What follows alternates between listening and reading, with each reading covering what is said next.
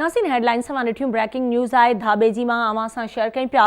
समुंड में ॿुॾी वियल कराची वासण औरत जो लाश 3 ॾींहंनि खां पोइ हथ अची वियो आहे।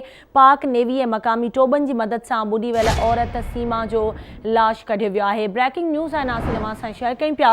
धाबे जी में समुंड में ॿुॾी वियल कराची वासण औरत जो लाश 3 ॾींहंनि खां पोइ हथ अची वियो आहे। पाक नेवी ऐं मक़ामी टोबनि जी मदद सां ॿुॾी वियल औरत सीमा जो लाश कढियो वियो आहे।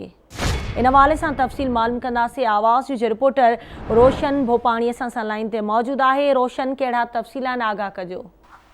जी बिल्कुल, 2 ॾींहं अॻु धाबे कराची शाह लतीफ़ टाउन जी जेका रहायशी फैमिली धाबे जी कोस्टल हाईवे क्रेक ते जेको तफ़रीह लाइ विया हुआ, जंहिंजी हिकु नौजवान नारी सीमा नाले जो पैर तिरकण सबबि उन क्रेक में ॿुॾी फौती वई हुई, जंहिंजी आवाज़ टीवीअ तां रिपोर्ट हलण खां पोइ पाक नेवी जंहिंजो नोटिस वरितो, जंहिंजी कल्ह रेस्क्यू कयो वियो, पर उनजो लाश हथ न अची सघियो। अॼु सुबुह मक़ामी टोबनि ऐं नेवीअ जे टोबनि जी मदद सां जंहिंजो लाश कुझु देरि पहिरियां हथ कयो वियो आहे, जंहिंखे रूरल हेल्थ सेंटर घारो मुंतक़िल कयो पियो वञे, जेका ज़रूरी कार्रवाई खां पोइ वारसनि हवाले कयो वेंदो।